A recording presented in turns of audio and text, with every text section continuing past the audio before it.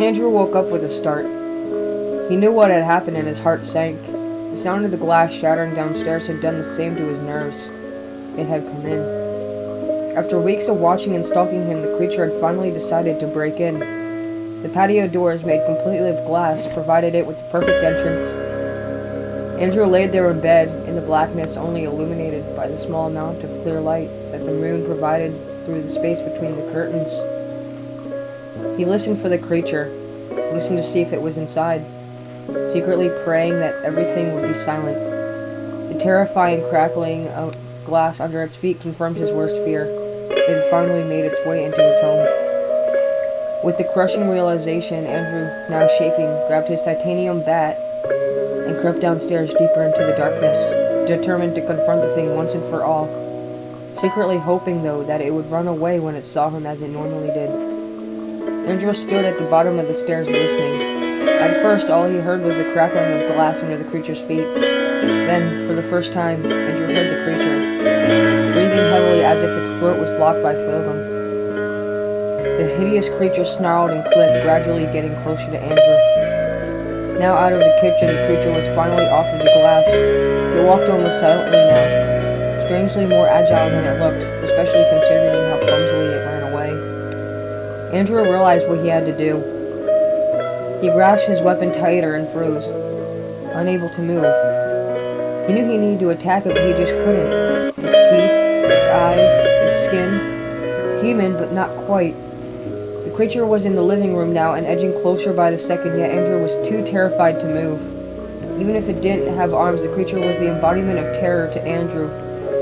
Andrew stood at the bottom of the stairs shaking. He heard the creature getting even closer, the sickening sound of its distorted breathing amplified by the almost pitch darkness.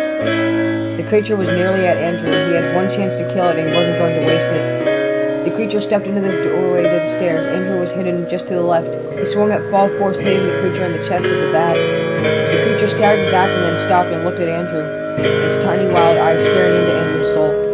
Andrew felt a deep fear of the creature unlike anything he had ever experienced. The creature then let out a gurgling hiss at Andrew, baring all of its sickening, deformed teeth in the process. The creature kicked Andrew in the gut, blinding him. Andrew fell to the floor in pain, unable to breathe. Andrew rolled onto his back and scuffled up against the wall just behind him. The creature watched him until he reached the wall, at which point it walked towards him and looked down at Andrew as if it were judging him, lying there helpless. The creature stamped on his shin, snapping the bone. Tears began to stream from Andrew's eyes. The pain was so intense, Andrew thought he was going to vomit. Andrew, now incapacitated, had nowhere to go and no way to fight. The creature placed its foot on Andrew's stomach, pressing down, ripping into his flesh and its long, dirty toenails. With the creature's foot now completely inside his stomach, Andrew started to cough blood.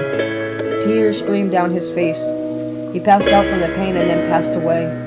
The creature loomed over what was by now his bloody corpse. The creature descended its face towards Andrew's and then tore away a bloody piece of flesh from Andrew's chin, dislocating one side of his jaw in the process. The creature continued to tear and eviscerate Andrew's corpse until everything the creature could stomach had been devoured. The creature then left, calmly, silently. With a pure and deep hatred in its heart, the creature left, the same way it came in, through the broken patio doors.